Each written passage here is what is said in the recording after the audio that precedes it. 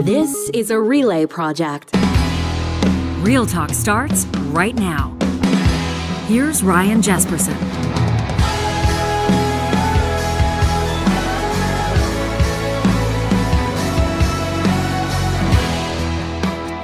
I want to welcome you to a special edition of Real Talk. This Real Talk Roundtable, we endeavor to learn more about the power of, the potential of, the future of hydrogen. We're talking about it a lot, it seems. We see people driving around in these hydrogen vehicles. Folks are really bullish about the future of hydrogen applications in public transportation. How much do you know about the ability to apply hydrogen to heat or power your homes? I don't know very much at all, which is why I'm excited that we've compiled a panel of experts that are going to be joining us for the next 45 to 60 minutes to give us a solid understanding of how this is different than the conventional ways that we're powering our communities, that we're heating our homes, that we're fueling our vehicles.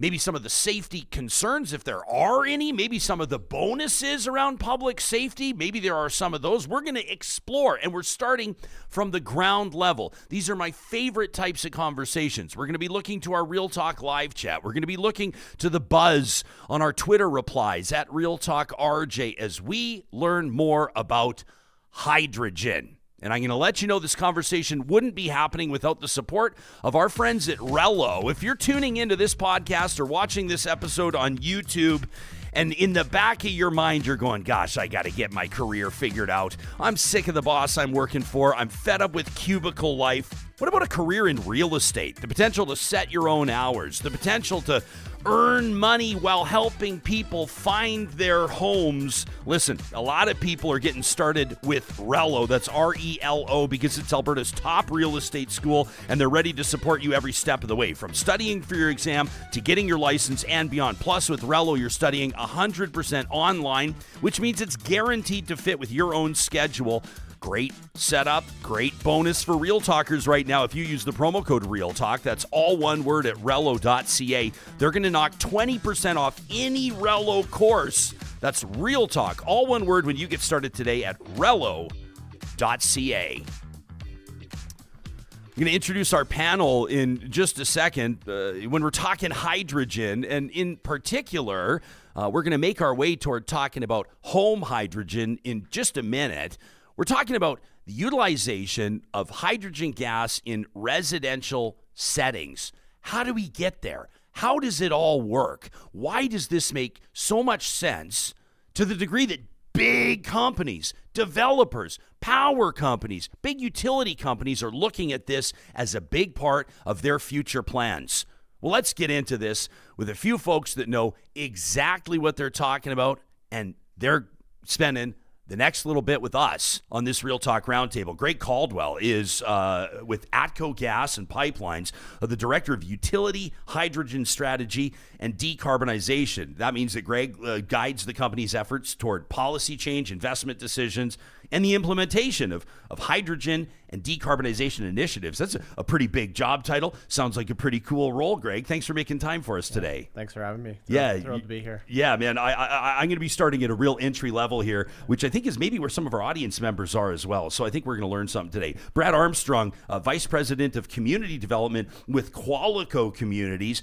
Brad's been working in planning and development for more than 30 years, and as well as being an industry leader in developing new communities. He's also working on industry growth and low carbon energy sources. Brad, it's nice to have you around our Real Talk Roundtable. Yeah, good morning, Ryan. Really happy to be here. Were you in a position like me when you started learning about hydrogen? Did you start from like square one? Pretty much. I'm still learning a lot. I'd say, though, that I've come a long way. I've learned a lot, and I'm a real hydrogen enthusiast now. Okay, good stuff. I want to ask you why exactly in just a second, but let's welcome in our third panelist who's joining us remotely.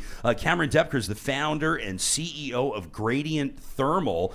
He's an Alberta-based innovator and a manufacturer of leading home heating appliances. Cameron, thanks for making time for us.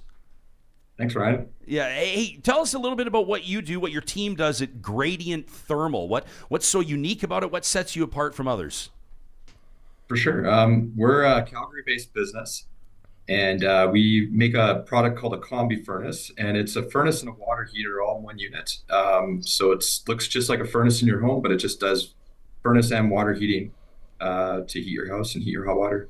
Okay, right on. So let's get down to basics here. I mean, you can even probably tell by some of the language I'm using. You're going, this guy doesn't have the first clue about, like when I'm talking about powering and heating your homes, are you automatically going, no, that's not what we're talking about? No, you're right. Okay. Help us understand how this applies. Yeah, so what we're working on, and we'll get into the home hydrogen stuff and all that, but really what we're looking at is just taking everything we do today with natural gas and doing it with hydrogen in a way that reduces anywhere from 80 to 95% of the emissions of using natural gas, and doing it in an affordable, safe, and reliable way, the exact same way you use your natural gas today. Okay, so what's the benefit of hydrogen? Like if somebody's looking at this and saying, "Gosh, if I could swap from natural gas to hydrogen right away," what would they tell you would probably be the reason they'd want to do that? Yeah, I mean, the number one reason would be emissions, Ryan. I mean, we have a climate challenge. We have a carbon tax that we're all paying.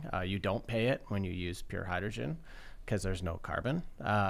And so these are the reasons. This is part of the solution for the future we're faced with. Wow. Okay. So so for folks that are paying attention or that are motivated to lessen their environmental footprint or to make a positive contribution toward climate action, this is a no-brainer. Well, I would say it's a no-brainer. I'm sure there will be one or two in the chat that may disagree. Okay. But the reality is, if you take the Alberta perspective here, because that's what we're talking about, we're a jurisdiction dominated by the need for gaseous energy. We'll get into it later. I brought a slide that I'm hoping at some point we can get into, but we're dominated by gaseous energy, both in our electricity system and our heating system. And we need to find a way to, transition that system, but to both be lower emission, but ultimately remain affordable. And I know we'll get there at some point, but that's really where this solution differentiates itself from some of the others. Wow. Cameron, when did hydrogen first get on your radar? How did it first get on your radar? About 3-4 years ago, our partners out of Europe brought it to our attention. The folks in Europe have been working with hydrogen for quite a few years before us. And so they, we looked at some of the different technologies they're working on and how they could incorporate into our products. A lot of the components we use, the key components in our units, come out of Europe. So it was sort of a natural progression in a way for us to see where our products could go in the future. Brad, when you guys are talking about like planning communities, can you give us some insight in when we're talking about, I mean, obviously affordability for a lot of folks is going to be one of their top priorities. But folks are also looking for ways to integrate new technology, more sustainable methods of heating their homes, that type of a thing. As a developer, how much of a priority is that? Can you give us a sense of like where your head's at or how that planning process works? Sure. Yeah, I think, well, first of all, Qualico has been in home building and land development for over 70 years. We're still a family-owned company, if you can believe it. It's one of the things that we're really proud of, and our values when it comes to community development really align with that. So we like to say at Qualico, our mission is simple. It's to help build better cities, and how better to do that than to build more sustainable communities. So anecdotally, we know that through the home building process, people are very interested in having reducing their carbon footprint, but can they afford to do that, right? And when you look at the federal and provincial legislation across the country, we've got some targets here by 2030, I believe, where all new home building has to achieve net zero. So at Qualico, we believe that we can beat that curve, so we're working on that, but there's still a gap, right? People have to pay, on a standard kind of 1,800 square foot home, you're looking at $30,000 to $40,000 to achieve that net zero envelope, right? So we're working towards that. We're hoping to reduce that gap over the next few years. And at the time that we're putting together our land assembly for Bremner in Sherwood Park, it was about the same time that the hydrogen roadmap from the government of Alberta came about, and we're right in the backyard, or right in our backyard in Bremner is where we produce the most hydrogen in the country and one of the top producers in the world. And it dawned on us, hey, this might be a really great way to reduce our carbon footprint right from the get-go. And so that's why we teamed up with ATCO, and we're hoping to and doing work with Gradient Thermal. Can you help me at like an entry level understand how hydrogen is produced? Sure. Like, how do we get it? Yeah, so we take, in Alberta, we take the natural gas molecule, we put it in something called a steam methane reformer or autothermal reformer, which is how all these new plants are being done, and we basically crack it apart. So natural gas is mostly methane. It's a carbon and four hydrogens, and we split it apart. So then we have carbon monoxide, or eventually carbon dioxide, and hydrogen. And we sequester the carbon dioxide and go supply the hydrogen to whoever needs it. Wow. Is this, what sort of like mainstream applications would you say is hydrogen being used for right now? Like are we at a stage where we say, gosh, the future of hydrogen is huge, or might someone like you say, no, the now, the now is significant? Yeah, so the now is huge, and I can share a little bit on the now just because I have a pretty good understanding of how the natural gas system works in this province. So on an average day in Edmonton, there is more natural gas being used to produce hydrogen and hydrogen derivatives than to heat this whole city. Wow. Not well known, okay? Secondly, what is it being used for today? Like, going back to your question, production of ammonia, production of diesel fuel, gasoline, jet fuel, production of fertilizer so we can feed everyone. So like, hydrogen is a core piece to like our whole industrial way of life. We happen to use natural gas to make it today, and widely around the world, we don't sequester the carbon. So I wouldn't call it a clean process. Right. But that's what we're working here on changing. So that's, yeah, because I wanted to ask you that. So if you're deriving hydrogen from natural gas, does that not defeat the purpose of sustainability? Yeah, and the answer is not at all. Okay. So in order to provide the energy we need in this province, in this country, in this world, we are going to be extremely reliant. And I'm going to poke some people potentially on natural gas, on oil sands, like on everything, because our energy demands are just so honestly monstrous around the world. However, what we can do with hydrogen that we can't do so easily with just burning natural gas at your home or burning propane at your home is we can capture the carbon through the manufacturing process and deliver a decarbonized product to your home. Like, that's and we're already doing that here in Alberta today. Like Shell at the Shell Quest project in Fort Saskatchewan, they do that today. We're not inventing anything. This isn't like, we're just making it better. We're going to make it more affordable, and we're going to make it more abundant, so everyone in this province gets touched by it. Cameron, what do you think the future, like when we talk, I'm curious to hear about home hydrogen. I first heard the phrase just a short time ago. I'll be honest, I hadn't heard it before, but I'm curious to know, and I'll ask all three of you the same question, what you think the future of home hydrogen looks like as an application. Cameron, what are you seeing now in your role with Gradient Thermal, and what do you think it might look like 3, 5, 10 years from now? Yeah, well, we've been working with hydrogen for 3-4 years. It's as a gas. There's some dissimilar. It's a bit dissimilar to natural gas, but it combusts very similar to natural gas. So, it's not that different from using natural gas in your house for heating. Inside the product, there the technology is a little bit different as far as how we burn it. But really, from a consumer, from a home heating perspective, you don't really know the difference. Aside from what Greg just mentioned, there's no carbon dioxide emissions. So, we're in the early days, we're about to start field testing units here in Alberta, but in 5 to 10 years, we feel this is going to be commonplace, especially in new community developments, but in existing communities as well across Alberta, Canada. We're certainly, we see a big future for hydrogen home heating. Yeah, and just to add to that, like, we have existing pure hydrogen communities today. People are currently living in pure hydrogen communities. Correct. Okay. Do you want me to get into that? Yeah, 100% I do. Yeah, so in the Netherlands, there's 2 projects that are actually retrofitted homes. I can show you when we're done. I have some photos on my phone I could show you. I probably should have sent you one before. Probably. But no, yeah, there's these beautiful 150-year-old homes in the Netherlands that you can imagine they're not overly energy efficient. They're not easy to change, almost like historic built, like we're all in one here right now. It's quite warm, Ryan. This is like the hottest. Johnny and I are not really talking about this too much, but it's like 30 degrees in our studio right now for some reason.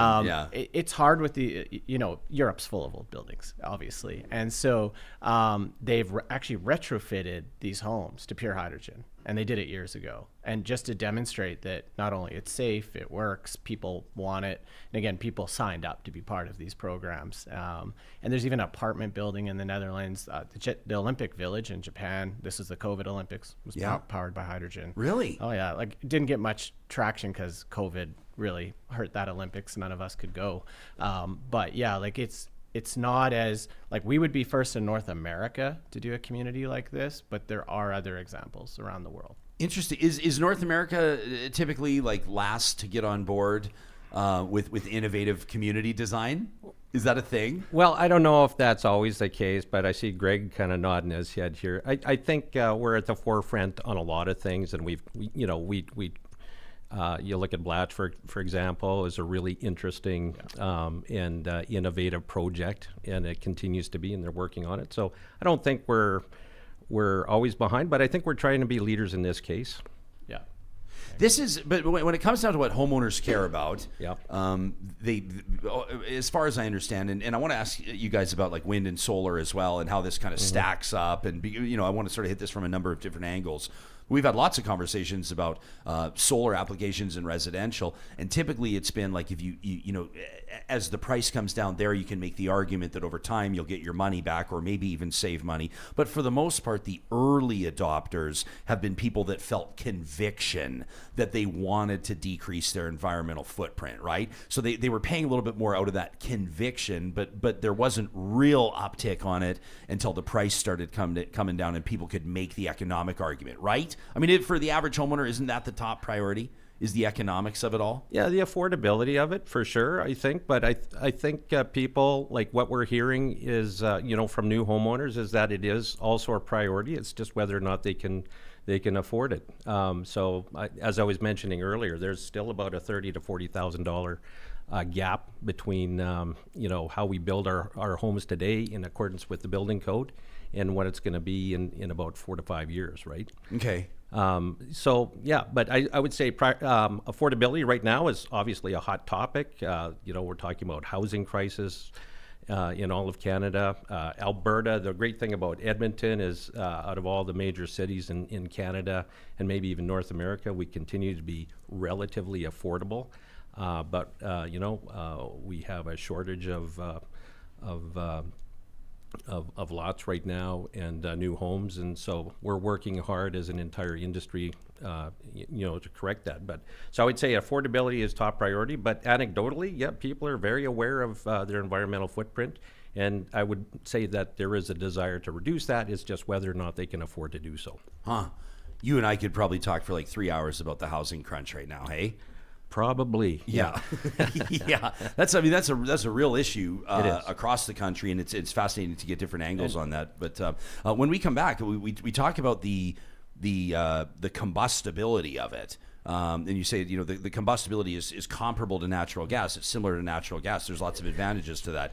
But that's just that word reminds us all that we got to talk about the safety of this, and people may have concerns about that or may have questions about that. So that's where I want to go when we come back with Cameron Doepker from Gradient Thermal, or hanging out with Greg Caldwell from ATCO and Brad Armstrong from Qualico Communities. If you have a question about hydrogen, you happen to be either tuning in live on the Mixler live streaming audio app presented by California Closets or watching on YouTube, make sure you get those questions in there. We're going to give you the floor, Real Talkers, in just 90 seconds. But first, talking about homes, talking about livability, talking about investment in your space. If getting organized, getting decluttered is one of your top priorities this year, don't forget, California Closets offers a free consultation. You're never going to regret this. You're going to sit down with a designer. You kind of paint the picture of what your reality is now, or maybe what you'd like it to look like. Maybe a home office that doubles as a guest room, or a laundry room that you can actually find the clothes you're looking for, an entertainment center that brings the family together, or maybe a garage where you can finally get all that stuff off the floor, the extension cords, the spare tires, everything else you know about. CaliforniaClosets.ca is where that conversation starts. Their designers, their installers, the best in the business. And again, that consultation's free with California Closets. If you're looking to better yourself and prepare for opportunities in the job market, why not look into Athabasca University as part of that post-secondary journey? There's a lot of reasons why people are choosing AU. Number one, probably the fact that their world-class accredited online degrees and courses are designed so you can complete your education whenever and wherever it works for you. You know, more than 94% of AU alumni say they're satisfied with the quality of their education. You could be among them if you get that journey started today at athabascau.ca. And a shout out to those of you, I'm going to say within 90 minutes of the Metro Edmonton region. I guess what I'm telling you is I'm going to personally vouch for the fact that it is worth a 90-minute drive to check out the new Friesen Brothers. Yeah, I'm serious. They open in West Edmonton. That's 142nd Street, 107th Avenue on April 12th. This is their 17th family-owned store. Still family-owned, coming up on 75 years, if you can believe it. Then they've pulled out all the stops. The butcher shop will blow your mind. The sourdough sandwich station, the wine bar, the four-season outdoor patio. It's all part of the Friesen Brothers experience. April 12th, opening day. Friesen Brothers is Alberta grown and Alberta owned. We're talking hydrogen, and in particular, home hydrogen, which is obviously a very intriguing possibility. We've heard, if you're just tuning in right now, just joining us, that the technology has been applied elsewhere around the world, but there's talk of and plans for the first ever hydrogen-based community right here in the province of Alberta. It would be North America's first. Greg, can you talk to us about the safety of this? I'm not going to ignore the fact that when I think of hydrogen, I think of it as an integral part of water. Obviously, I know that from like junior high school science class, and then I think of like the hydrogen bomb. We know that the element contains a great degree of potential applied properly. Fantastic, but for a lot of people, that word association is going to prompt them to wonder about the safety of the application in residential settings. Let's get into it. Yeah, so I mean, it's a great question. It's a question we have to not only answer, but provide real facts to every Albertan, because they, I think in the general media, to your point, I think the first thing people think about when they hear hydrogen is the Hindenburg, actually. Yeah. That's what I hear mostly. So just going back to the safety. So at ATCO, I mean, our core values, and I just think it's really important, we list this, are safe, reliable, cost-effective energy service to your home, regardless of how we do it. And so when we started this program, and how we do that today with natural gas, which also, Ryan, is an explosive gas. Of course. And, we deliver it extremely safely across this province, and hydrogen will be no different. But going back to those core values, how you achieve that is through a rigorous change management program within your business. So you're constantly looking at how you design, construct, maintain, and operate your assets. And so we took that same process and applied it to hydrogen, and we've gone through every single piece of infrastructure that we have. And this is before you get to the home, but every single piece of infrastructure we have, and we've gone, is there a problem? Is there something that needs fixed? And, I don't want to say I've done all of this. I have an amazing team of engineers and colleagues that I work with. I'd love to throw a few names out. Do it. Haley Martins, Patrick Bain, Brody Chalmers, just to name a few. Justin Poulicott, who have spent years working on this. And what I can tell you, without delivering our, we have a 45-page engineering document now that's the summary, right? Is that our system is broadly, completely fine with pure hydrogen or hydrogen blends. And we'll get into the house in a second. I mean, Cam will tell you the appliance is not a problem. And what you'll see is that hydrogen homes will be as safe or safer than the home you buy today across the street running on natural gas. Well, Cameron, because I'm curious, and sorry, this might make me sound stupid that I don't know this, Cameron, but you hear these nightmare stories of carbon monoxide poisoning in someone's home, whether it's like the pilot light went out or there's a gas leak or something like that. Is hydrogen, is this an example of where this would be actually a safety improvement? 100%. You nailed it right there. The great thing with burning hydrogen is there's no carbon monoxide. So, concerns with carbon monoxide poisoning, that's not an issue with a hydrogen furnace. Right, and when you go on the federal government's website, we still experience 200 to 300 deaths from carbon monoxide every year, and a couple of hundred hospitalizations as a result of carbon monoxide poisoning. So that's a huge benefit. I'll be honest with you, it's always kind of in the back of my mind. There was a tragedy in Calgary, I don't remember what it was, about 6 months ago, I guess, like a house full of people impacted by it. And my son and I, he's 8 years old. Just the other day, he was asking me about what's that detector plugged into the wall. And I was telling him about carbon monoxide, and I could tell that the more I told him about it, it was not putting his mind at ease. Do you know what I mean? And for a lot of people, I think that's always in the back of their mind. So this, I mean, obviously, this is something that I think would be a benefit to people, especially when you're talking about in the home application. Like, for parents, for people that are looking after their parents, whatever the case may be, safety is like number one. And I want to be clear, though, too, like, you can make your home completely safe from carbon monoxide today just by having the $10 monitor, which is, again, like the easiest thing to do here. It's like they're combined with smoke detectors now. But yeah, a great benefit of hydrogen is we eliminate that risk completely.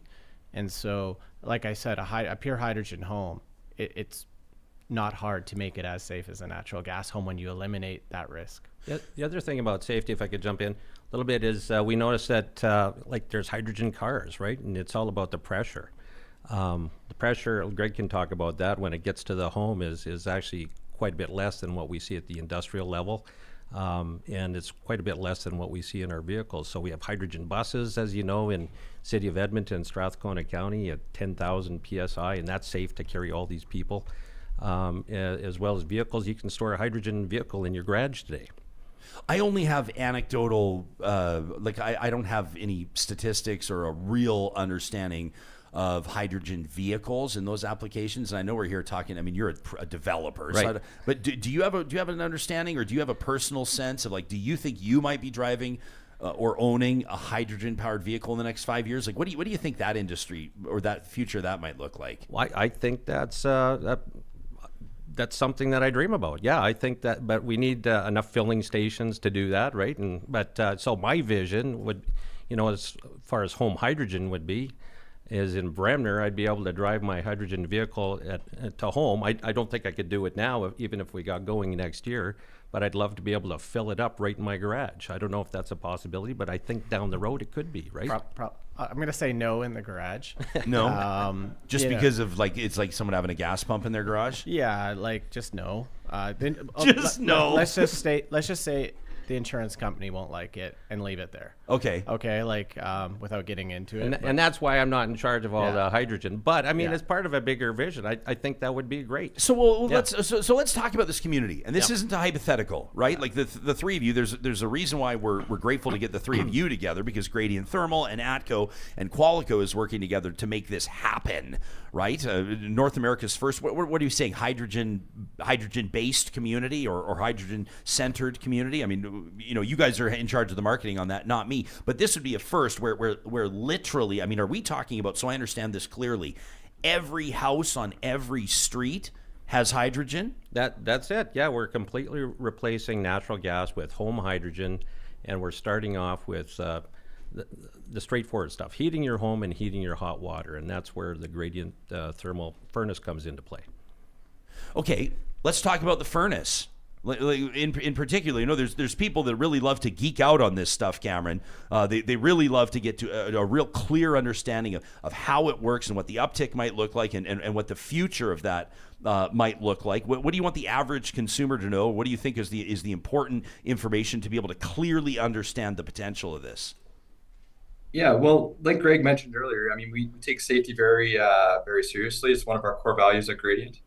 So, from a homeowner's perspective, we've been working on this for 3 to 4 years with partners out of Europe, experts out of Europe, third-party testing agencies. We've been testing this equipment in our lab and in other people's labs. So we want it needs to be safe, and we've innovated certain componentry within the product to ensure that it's safe and to ensure that it performs at a high level. And but really from when we bring people through our building on tours, we take them into the areas where we do our testing, we're like, do you want to see the unit operating on hydrogen? And they're like, yeah, of course. They get all excited, and we turn it on, and it blows hot air and it outputs hot water, and that's really what the consumer sees or what the individual sees. So, on the outside, you don't really see a lot of difference, but on the inside, there is special innovation that we're proud to say, we did here in Alberta. And, we're really excited to partner with ATCO and Qualico on this project and lead the way in North America. Greg, it's one of my, I don't know if I say pet peeves, but I really like to see Alberta as Canada's energy capital, and obviously the oil and gas industry has just demonstrated there's been remarkable innovation. It's essentially fueled the country's economy. Like, it's huge to Alberta's bottom line right now, and obviously depending on who you talk to, people are really bullish still about the future of oil and gas over the next window. But we also understand that energy changes and that there are new trends, and I believe that Alberta can and should continue to be the energy capital. But on this show, all the time, if we're talking to somebody about geothermal, or we're talking to somebody about wind, or what have you, there is that kind of underlying assumption that any form of alternative or new or green or sustainable energy is like an attack on oil and gas, or it's threatening the jobs of oil and gas workers. You know what I'm talking about? Yep. There's that kind of, I don't want to call it hysteria, but there's that kind of like underlying theme. How does that apply to hydrogen and what we're talking about today? Yeah, so I'll start by saying, ultimately at ATCO, we're an energy company. We don't really have favorites, whether it's electricity, hydrogen, natural gas. It wouldn't make business sense for you to have favorites. No, the customer will decide what's best. Right. Okay, we're happy to provide different things, but the customer, going back to the housing questions earlier, the customer will decide what's best for their homes. And so going back to to address your question, Ryan, hydrogen is not only going to be absolutely essential to the continued success of the existing oil and gas industry in Alberta. And the reason, I don't know if you happened to see Chris Varco's article in the Calgary Herald yesterday. It was about the Dow facility specifically. Dow is investing $9 billion in this province, just a massive investment for one facility. It's ultimately, it's a hydrogen facility that they make ethylene and a few other things at.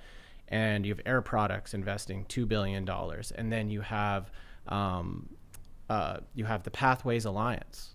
The Pathways Alliance is looking at investing $16 billion in carbon capture. Well, it's carbon capture for the hydrogen production mostly that they're already doing. And so when you go, is this good for oil and gas workers? Well, who's going to build these projects? Who's going to operate them? And then ultimately, like Dow and Air Products are brand new projects. They need more natural gas.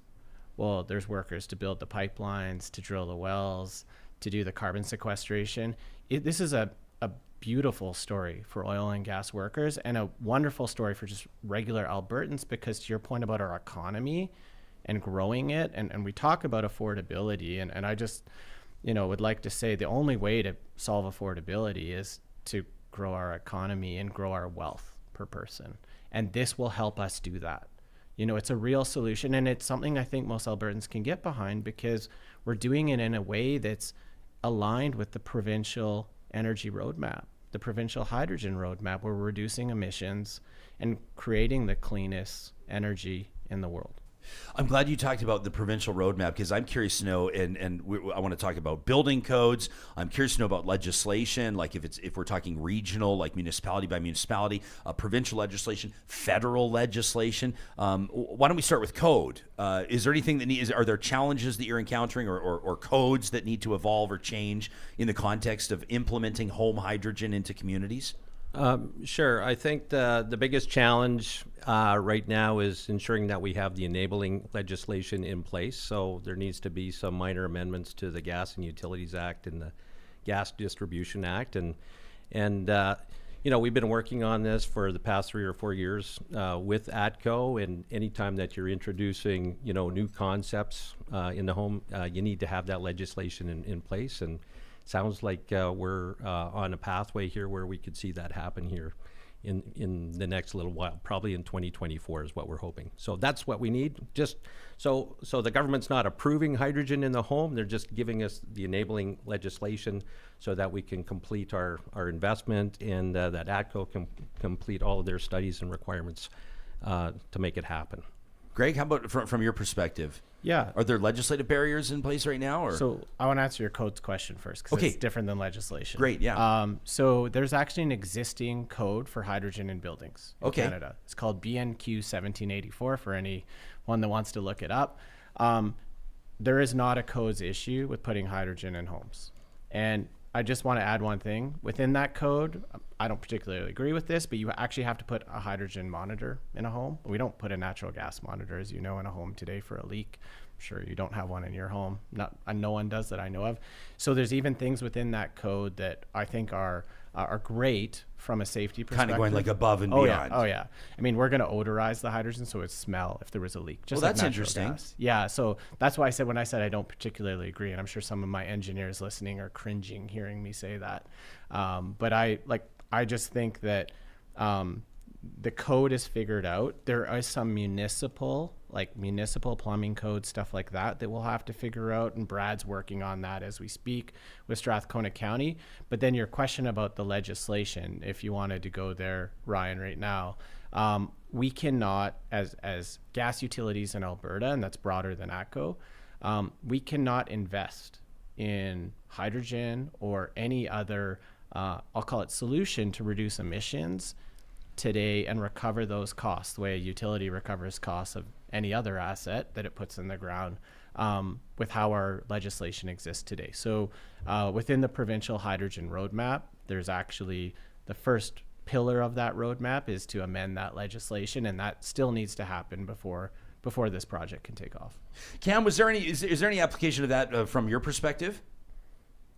Yeah, I mean, I'd echo the same thing these gentlemen have just said, but in addition, from a product certification standpoint, there are some standards and code that needs to be updated to allow and incorporate hydrogen gas in the product safety codes. So the standards associations are working on this, but it's certainly something that needs to be advanced and be completed. The government of Canada has investigated hydrogen, though, right? Through the Canadian Standards Association. Just have a bit of background information here, concluding that hydrogen is a safe alternative to natural gas, and the feds are actually creating incentives to accelerate hydrogen projects. Is that applicable in a housing context? Well, I think that's more in ATCO's realm there.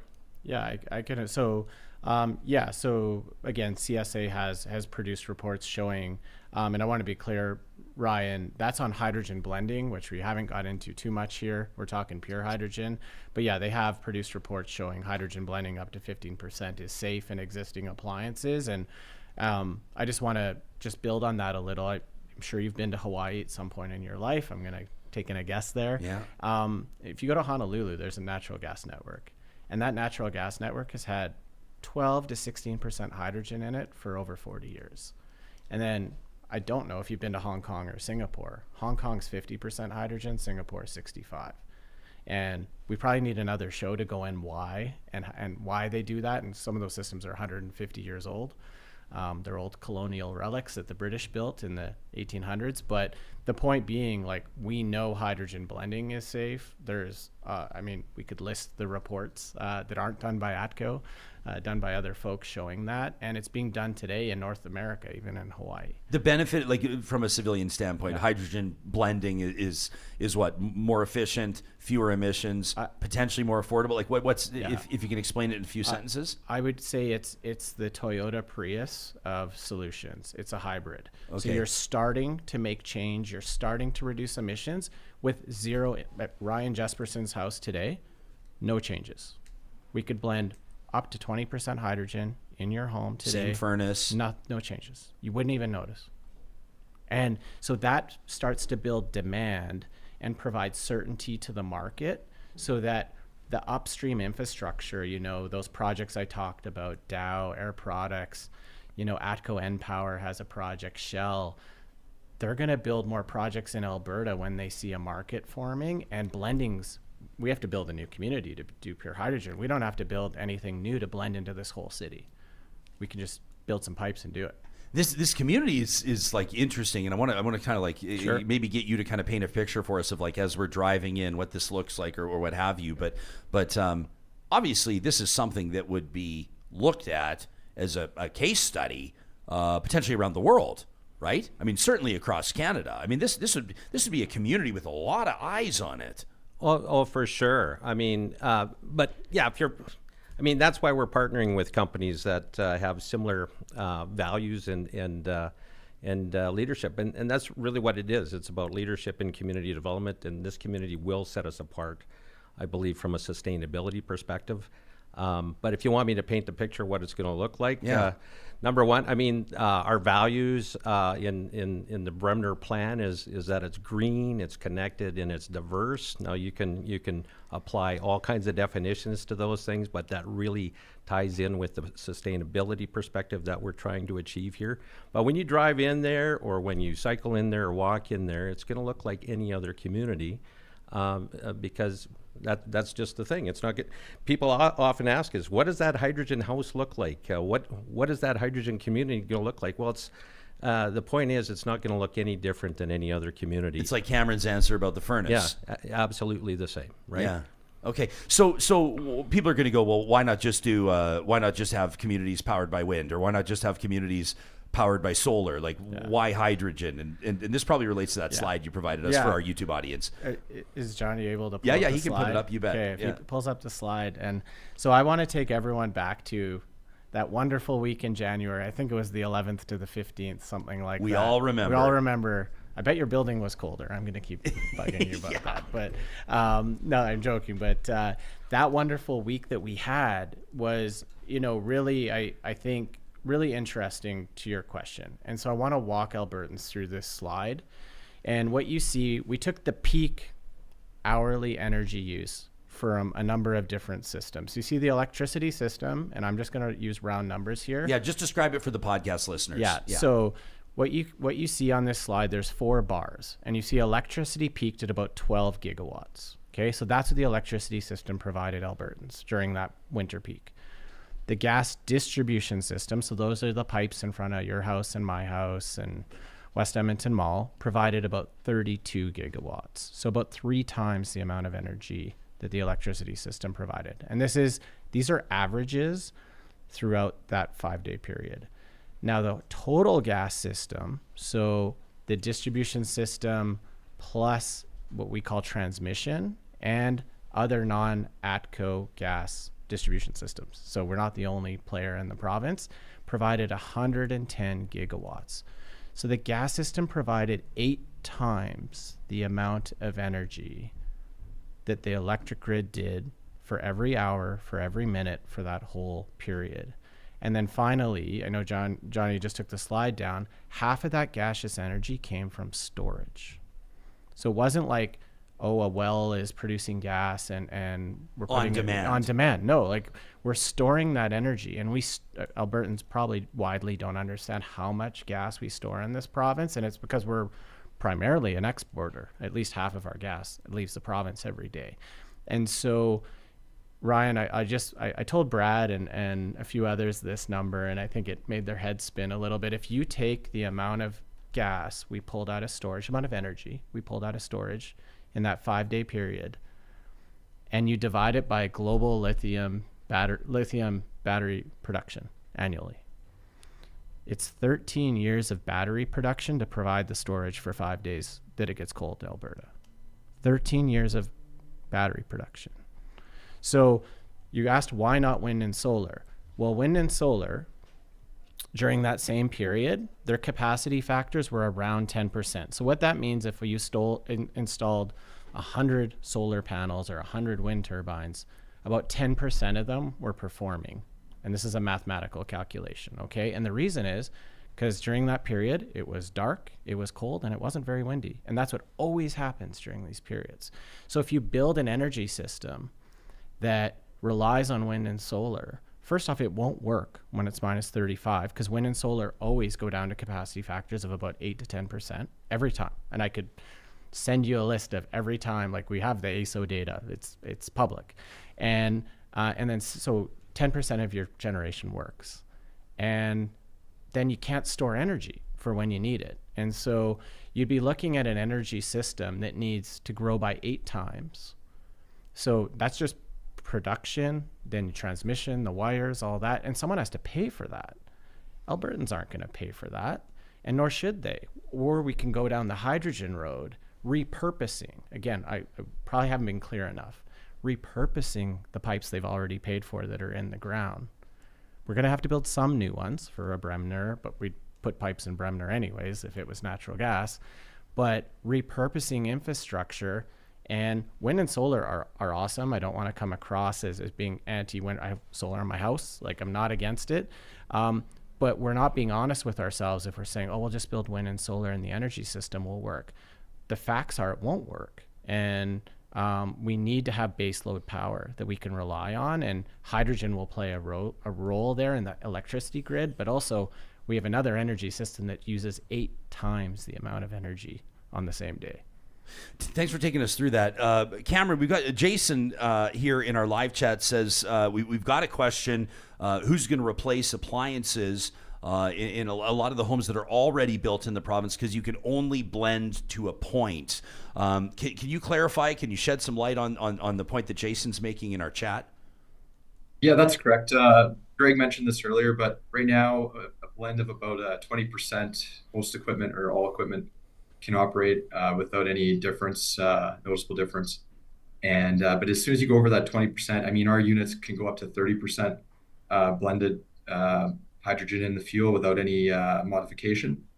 But if you go above that percentage, certainly there is this becomes a challenge of now we do have to deal with equipment replacement or equipment modification. Okay, and there's a recurring question in our chat about blue versus green hydrogen, Sure. Which I know nothing about. What are they talking about? So green is produced splitting water using electrolysis. So you put up electricity into water. I'm going to very simply split it into oxygen and hydrogen. That's green hydrogen. Blue is, like I said, cracking natural gas, capturing the carbon. Okay. That's the difference. Are we talking blue hydrogen here? We are talking blue hydrogen. And why are we talking blue hydrogen?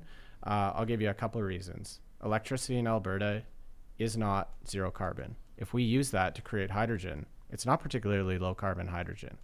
Secondly, the amount of energy it takes using electrolysis to make a kilogram of hydrogen versus doing it through the SMR or ATR pathway is much higher. So the costs are much higher.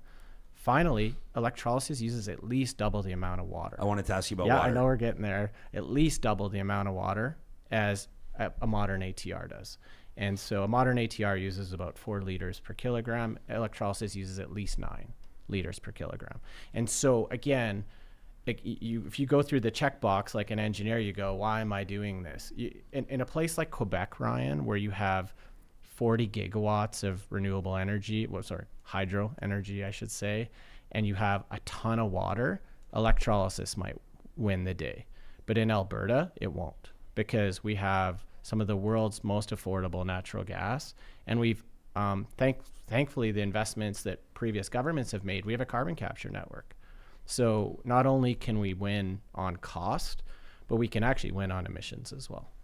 Do you expect, is there some work to be done in communicating communication around the environmental impact of this? It's not like a guaranteed no-brainer kind of no objections, no critics type scenario. That's clear, right? Yeah, I mean, there's always going to be someone that disagrees or doesn't align with what we're talking about. Like, for example, I'm just saying, because we talk politics all the time. I mean, I've interviewed Kendall Dilling from Pathways Alliance several times, and I mean, we talked to the premier. I mean, there's she's bullish on carbon capture. That's one example of where a lot of people are cynical. Some people just flat out believe carbon capture doesn't work. Talk to us about the communication around that and maybe the work that's being done there. Yeah, we actually just did some polling of Albertans to find out, and we've done it every year since 2020, really since we became public with our work, to understand what do they understand about energy, but really hydrogen. This is, and what you see is in the polling is that about well over 80% of Albertans are totally open to pure hydrogen in their house. Like, I'm not even going to 80%, well over 80, and But within those numbers, almost half of Albertans say they need more information. So 80% are supportive, while half say they need more information. And so it is incumbent on ATCO and Qualico, and we have partners at Alberta Innovates who have funded our projects, and Emissions Reduction Alberta, who I haven't mentioned yet, but like we wouldn't be here without them, and maybe we can get into that as well, because the province really has stepped up in the hydrogen file and way beyond our projects. But, you know, we work with them and go, okay, how do we educate? How do we get the information out? And I got to be honest, it can't just come from ATCO. You know, we're a big company. When you're a stakeholder. Yeah, we're so a stakeholder, everyone, right? Everyone's going to go, well, of course they're going to say this. So it has to come from universities. It has to come from, you know, arm's length government like Innovates, ERA. And I think, you know, we're actively working on this. I don't know, Brad, if you want to jump in on anything, but we have a whole plan around this to get the information out. Sure. I think this is a good time to talk about the hydrogen house, Home One, which is basically constructed. It's built. It's in built Sherwood already? Park, and we're just going through the final phases of getting that hooked up to pure hydrogen in the next few weeks. But as part of that process, we did some public consultation, and we had an open house when we did one of our recent events back in the fall, and ATCO was out there and had their booth and fielded a tremendous number of questions. And normally we expect to get a little bit of feedback or negative feedback, but in this case, I think all of us were quite surprised that the community where this house is being built, they're very excited about it. They're very positive about it, but to Greg's point, they wanted to learn more information about it. So there is a lot of strong support from the public perspective, Well, and my which guess surprised us. Yeah. Well, and my guess is, though, that you don't go into this Qualico. You say you've been a family-owned business for 70 years. You're not going into some, what, we're talking 8,000 homes or something like that, right? Like, you obviously had some idea that the public this would be something that would be of interest to consumers, to home buyers. Of course, yeah. So, so Bremner, when you're talking about 7,000 or 8,000, it's actually 37,000 homes, right? In total? In complete build-out. It's Wow. a community that's designed for 85,000 people. It's basically another city. Well, it is. It's a brand new neighborhood, or it's a series of neighborhoods that's part of the expansion of Sherwood Park, because as you know, Sherwood Park is pretty much complete right now. And it's and from a regional perspective, it's one of the four major growth nodes in the region. So, but one of the attractive things, just to get back to the very beginning here, is that we felt it was incumbent on us to look at how can we make this a more sustainable community. So given its location and its proximity to hydrogen was really important factor in what we're doing. And if you're going down this road, rather than going through the process of converting from natural gas to hydrogen, why not start your new community right from day one as a pure hydrogen community to ensure that you've got all the appliances that are designed for it, that goes towards the safety aspect of it, and that the entire infrastructure is there to support it as well. So there'd be like, I mean, we're talking that there'd be implications here for the stove, for everything through the home. Yeah, so we're starting off with heating and hot water, but down the road you could have gas grills, you could have outdoor grills, and any other appliance. They've already created these and are using them in Europe. Greg's actually seen them firsthand, and so that is the future. So, but we're starting out with the space heating and the hot water, and eventually when we get support and approvals on the new appliances in Canada, we'll be able to introduce those. Timeline-wise, what are you looking at for that community? So we're starting construction of the first two stages this year. It's because it is so new, there's a lot of off-site infrastructure involved, and generally it's about a 2-year build to complete all of the servicing. So we start this summer. We plan to finish all of the on-site servicing in fall of 2025, which is the time. Coming up. It is. It's coming fast. And but that's it's at that point where we hand it over to the builders, and that's when they start building their show homes, and we hope to have our first residents moving in by fall of 2026. Okay. A couple of years from now. Yeah. People moving in.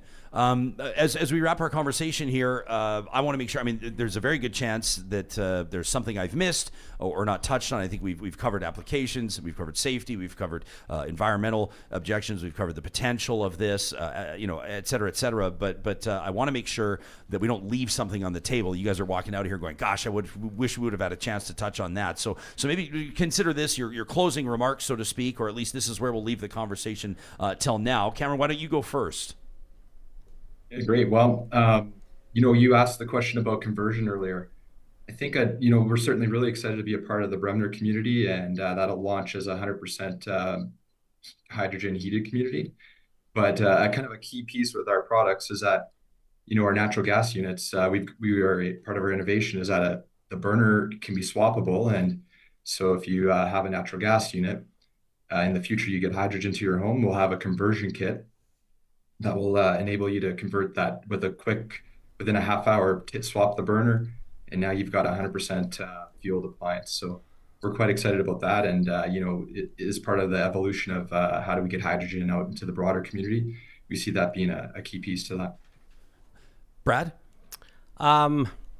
Yeah, I think we covered almost everything, but I just want to say, we recently built a brand new home. I'm such a believer. We installed the new gradient furnace in our neighborhood, or in our new home, and I got a shout out to Cam and Gradient. It's a beautiful appliance.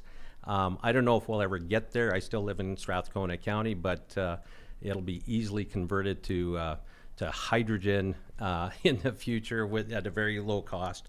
So I think that's an important part, but. Yeah, no, we're excited and thrilled to be participating with ATCO and Gradient. All we need now to put the puck in the net is really to get that enabling legislation in place. I believe that we've got the support of the provincial government to do that. It's just a little bit of time that's going to be required now, and that'll allow us to and ATCO to make their final applications to the Alberta Utilities Commission. And to deal with the safety and the cost, as I understand. But that's really all that's left to do. And then this spring, we hope to open up. It won't be open to the general public without an appointment, but yeah, we're planning to show off our hydrogen house and demonstrate it to the public so that you can get in there, touch and feel it, see how it works, and come to the realization that it looks like any other home. But yeah, so we're excited to bring that to the community here right away. Greg, last word to you. Yeah, I mean, we've talked a lot about hydrogen in the house, but I want to talk about just energy for Alberta. This is a significant change, what we're talking about. It's big, and Brad talked about legislative change that's essential for this to move forward. This is big, and we're talking about building, just in Edmonton, a network where we could blend hydrogen into the whole city, where new communities could get pure hydrogen, where customers, whether they're hospitals or airports or transit agencies, would have readily available low-cost hydrogen for their end uses. I mean, you talked about vehicles. Well, Edmonton Transit has like 700 buses that all run on diesel. Like there are other, but they can't transition without the infrastructure. Right. And so I think what I would say is that we are really optimistic on getting these changes, but these changes have to happen or else none of this will happen. And so, government's been doing its job. They wrote the roadmap in 2021. They've been asking questions, good questions. They've been asking, what will it cost? What will it cost Albertans? I think they really care. And you hear it on your show. People care what things cost. And big time. But also, like, what's the benefit? Like, what's the benefit to Alberta of doing this, and what's the risk of not doing it? And so I think what my message would be is to anyone on the chat, like if they have questions or they think we get something wrong, like let us know. We've got a website. There's tons of questions in the chat for sure. And yeah. but this is like I love our live chat because there's cynics in there, there's boosters in there, there's people that think that this is never going to happen. There's people that can't wait for this to happen, and that's a cross section of society. That's interesting. I mean, that's the whole point. But I guess what ATCO's trying to do is really help this province grow economically, be a part of it, but also meet the obligations we all have around emission reduction and sustainability. Like, we're trying to put that all together here. And, you know, I'll say we've been successful if in 5 years from now, Bremner's open, someone's refueling with hydrogen somewhere, and Ryan, you're getting blended hydrogen into your home, but also our economy is not only lowering in emissions, but growing. That's the real science here. And I know I'm getting a little bigger than that's great than Bremner or home hydrogen, but that is what we want to do as a business. And we know, I think most Albertans can probably get behind those outcomes. That's Greg Caldwell, Director of Utility Hydrogen Strategy and Decarbonization for ATCO Gas and Pipelines. Brad Armstrong joining us, Vice President of Community Development with Qualico Communities, and Cameron Doepker, the founder and CEO of Gradient Thermal, joining us as well. They're based out of Calgary. Cameron, thanks for doing this. We appreciate it. Thanks, Ryan. Yeah, really appreciate the opportunity as well. Greg, Brad, thanks for hanging out with us in studio. I came into this with like a very limited understanding of this all, which was probably evident in some of my earlier questions. But we've learned a lot. You've given us a ton to think about, and certainly I'm intrigued by all of this. So thanks for making time for us. Thank you. Yeah, Thank Real you. Talkers, you can let us know. I mean, this conversation continues, right? I mean, you can check out the show notes here for links to the three companies that we've been referencing here today. I mean, in particular, pretty interesting to learn a little bit more about this Bremner project. I know I'm going to do some digging there. But if we did miss something or a question, or you want to follow up on something, or we want to keep this conversation going, you know what to do. Send us an email to talk@ryanjespersen.com, or leave a comment on the YouTube episode. We try to answer as many of those as we can, as we learn together, as we seek to understand, as we say. The Flamethrower is coming up in just a minute. Our Friday tradition presented by our friends at the DQs of Northwest Edmonton and Sherwood Park. We got an email here from Clyde. Clyde is all fired up about Canada carbon rebates. That's coming up in just a second. All this talk about improving where you live. Your number one investment for most people is your home. If you're looking to bring your outdoor space to life this summer, I want to point you toward landscapeedmonton.ca. That's where you're going to find Eden Landscaping, a custom builder with more than 20 years of on-the-ground experience in Edmonton and area. Our family has worked with Eden. The first conversation was, what is our dream? The second conversation was, what is our budget, and how can we make the two align? And they did an amazing job. I can't wait to show you. Once those lilacs start to fill in, the hydrangeas this summer, we're going to take you into our backyard, so to speak, with photos and videos. But in the meantime, you can check out their portfolio online. That's Eden Landscaping at landscapeedmonton.ca. The first consultation with them, always free. I love talking to them. They are passionate about what they do. Hey, a lot of talk about solar today with this panel, no pun intended. You know who's installing more solar in Western Canada than anybody else? You know, it's Kubi Renewable Energy. Solar energy solutions to power your life, and they want us to remind you that their careers link at kubienergy.ca is the best place to go if you're looking to help Kubi grow clean energy in Canada. They're young, they're growing, and reshaping Canada's energy portfolio. They're hiring right now for their locations in Kamloops, Calgary, Edmonton, and Lethbridge. They keep the pace fast and the beer cold. You make sure you let them know when you apply that you heard about this on Real Talk. And all that talk about wildfire with Trina Moyles earlier this week on the show. If you missed it, make sure you catch it. She was a fire tower lookout for 7 years. She's now got a book out, and she's got the title piece in Alberta View's newest issue. We're talking wildfire, and the reality is that communities are going to be impacted by it this summer. That's why we want to have complete care restoration on your radar. Obviously, nobody wishes this on anybody, but if fire or flood does happen, if you discover asbestos or black mold, don't mess around. Don't try to go with the lowest bidder, someone you found on Kijiji. Go to the team with more than 25 years of experience restoring property and rebuilding peace of mind. You'll find them online at completecarerestoration.ca. And Johnny, before we get to the Flamethrower, I just wanted to remind everybody, coming up on Monday, April 8th, it's fast approaching. You remember our roundtable a few weeks ago when we dug into Edify Edmonton's best restaurants issue?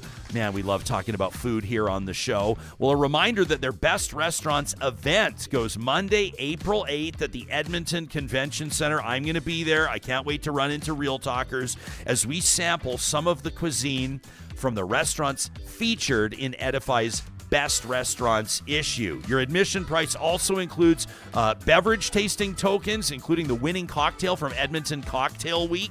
You can check out all the information by visiting edifyedmonton.com. This is close to selling out. We know it's going to sell out by Monday. We'd love to see you there. Make sure you come up and say hi. If you're there at the convention center, that's the Edify Best Restaurants event coming up on Monday, April 8th.